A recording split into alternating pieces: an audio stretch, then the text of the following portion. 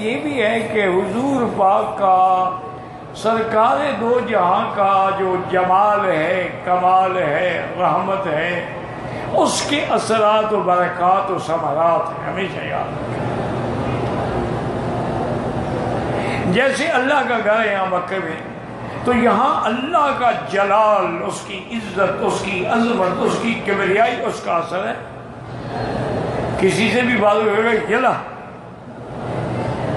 مدینہ شریف میں بات کریں، آپ کا ہاتھ پکڑ کے وہاں پہنچا بھی دے گا، چونکہ یہاں جلال کا اثر ہے، وہاں جمال کا اثر ہے۔ یہ اللہ تعالیٰ کی شان ہے، اور اثرات تو ہوتے ہیں، یہ تو قدرتی بات ہے۔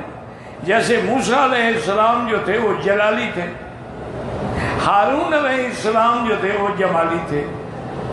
جب ہارون علیہ السلام فوت ہو گئے تو قوم نے کہا اچھا وہ ہمارے ساتھ مہربانی کرتا تھا، آپ نے اس کو قتل کر دیا۔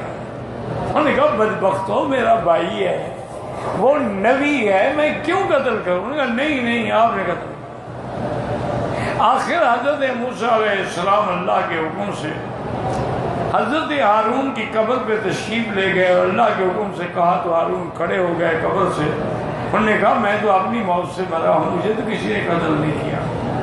تو تب قوم نے حضرت موسیٰ علیہ السلام کی جان چھوڑی۔ تو حضرت موسیٰ علیہ السلام جو تھے جلالی تھے، اسی لیے آپ نے دیکھا نہیں ہے کہ جب دو آدمی لڑ رہے تھے، ھذا من شیعتہ و ھذا من عدوہ، ایک ان کی جماعت سے تھا اور ایک قبطی تھا فرعون کی جماعت سے۔ اس نے فریاد کی کہ حضرت یہ بڑا ظالم ہے، مجھے مار رہا ہے۔ آپ نے کہا اچھا، فوقذہ موسیٰ، موسیٰ علیہ السلام نے ایک تھپڑ مارا وہ مر گیا۔ یعنی آپ کی جلال کا یہ عالم تھا کہ فوقذہ موسیٰ فقضى علیہ، تھپڑ مارا اور وہ مر گیا۔ قال ھذا من عمل الشیطان، یہ غصہ کرنا ٹھیک نہیں تھا، لیکن اب میں کر بیٹھا ہوں، یا اللہ مجھے معاف کر دے۔ تو حضرت موسیٰ علیہ السلام میں ہمیشہ جلال رہا ہے۔ تو اسی طرح ہمیشہ یاد رکھیں کہ میرے مدنی سرکار میں بھی جمال ہی جمال تھا۔ یعنی ایسی بات، ایک آئے عدی ابن حاتم آئے، حاتم تائی جو گزرا ہے نا، جو اپنی سخاوت میں ضرب المثل تھا، اس کا بیٹا جو ہے نا جی وہ آیا۔ اب وہ آ کے حضور کی مجلس میں بیٹھا ہے اور دیکھ رہا ہے، غور کر رہا ہے، سوچ رہا ہے کہ آپ بادشاہ ہیں یا نبی ہیں۔ وہ بھی تو بڑے آدمی کا بیٹا تھا نا۔ تو وہ ابھی کہتا ہے میں اسی سوچ میں ہوں، انہو ملک من الملوک، بادشاہ ہے، یا انہو نبی من الانبیاء۔ کہتا ہے کہ ایک بالکل چھوٹی سی بچی 5-6 سال کی آئی اور آگے کہنے لگی کہ یا محمد صلی اللہ علیہ وسلم، میری ماں کھڑی، ہماری بات سنیں۔ آپ نے کہا اچھا ٹھیک ہے، آپ اٹھ کے چلے گئے۔ آپ اٹھ کے گئے، اس کی ماں کی بات سنی، اس کا کام کیا۔ علی کہتے اب میں پہچان گیا کہ اندر وہ نبی، یہ بادشاہ نہیں ہے، نبی۔ یہ نبی کا کام ہے کہ ایک چھوٹی سی بچی کے کہنے کو بھی نہیں تھا۔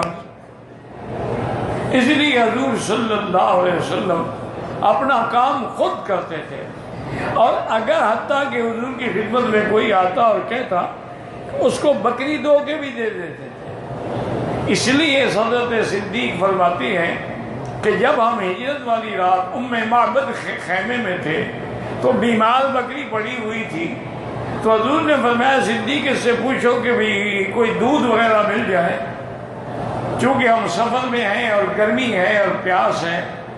تو اس بی بی نے کہا کہ اس کو پتہ نہیں ہے کہ اللہ کے نبی ہے۔ اور نے کہا صدیق سے کہ میرا تو سب کچھ حاضر ہے، لیکن میرا خاوند مال لے کے گیا ہے چرانے کے لیے، اور یہ بکری جو پڑی ہے معذور ہے بیچاری، یہ چلنے کے قابل ہی نہیں، تو میں کیا کر سکتی ہوں؟ اب دیکھیں حضور نے فرمایا اچھا اس سے پوچھو تمہیں اجازت ہے کہ ہم اس بکری سے دودھ لے لیں؟ وہ بیچاری حیران ہو گئی اور نے کہا کیسے دودھ لے لیں گے، یہ تو کھڑی نہیں ہو سکتی۔ انہوں نے کہا ہمیں تمہاری اجازت کی ضرورت، یہ نبی کی شان ہے کہ بغیر اجازت کے کسی کا دودھ بھی نہیں لیتے۔ اور نے کہا جی میری اجازت ہے۔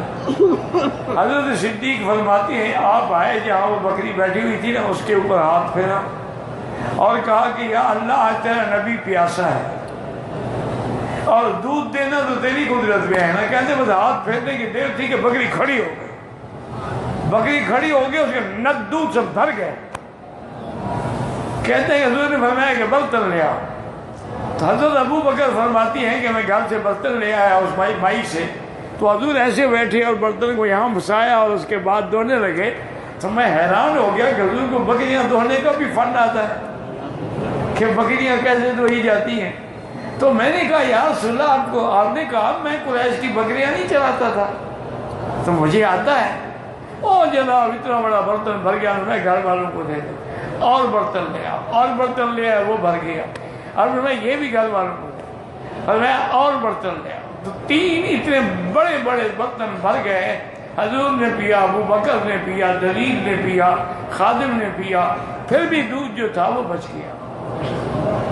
تو اس لیے اسی لیے آپ رحمت للعالمین ہیں، آپ رحمت للعالمین ہیں۔ اور کسی نے بڑی اچھی بات کی ہے، اور نے کہا یا اللہ آپ رحمان و رحیم ہیں، نبی رحمت للعالمین ہیں، میں 2 رحمتوں کے درمیان ہوں، میں کیسے جہنم میں جاؤں گا؟ تو میں تو 2 رحمتوں کے درمیان میں ہوں۔ اور اسی طرح دیکھیں عاشقوں کی باتیں ہوتی ہیں نا۔ حضرت مولانا روم نے ایک جگہ کہا ہے کہ یا اللہ آپ تو کریم ہیں، رحیم ہیں، اگر میرا حساب لینا ضروری ہے یا تو معاف کر دیں بدون حساب، اور اگر حساب لینا ہو تو حضور کے سامنے نہ لینا، مجھے شرمندہ لگے۔